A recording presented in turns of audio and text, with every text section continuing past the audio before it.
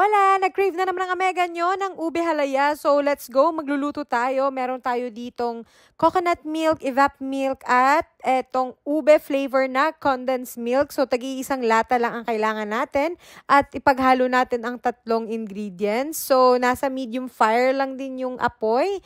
At eto na rin yung pinaka-main ingredients dito. 2 paketeng mashed ube dahil nga ito lang yung mabibili sa Filipino shop. So, ayan na nga, pinaghalo na natin. So, haluin mo lang siya ng mabuti para hindi siya masunog. At siguraduhin hindi full yung apoy mo. Nakakangalay nga lang itong lutuin dahil nga kailangan siyang haluin ng mabuti. Sa mga ilang minuto ng paghahalo ay ganito na dapat yung consistency niya. Ang ibig sabihin niyan ay malapit na siyang maluto. Dahil nga hindi pa ako satisfied sa kulay niya, nilagyan ko siya konting food coloring. Make sure na konti lang ha kasi baka papait yan.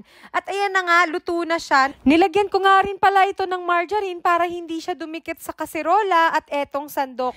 At para hindi rin tayo mahirapan sa paglipat nito sa container. Sa ingredients na ginawa natin ay may 4 ka ng container na nagawa. Syempre, mas masarap talaga pag nilagyan ng cheese sa toppings. Ano nang inaantay mo? Gawa ka na rin. Thanks for watching. Bye!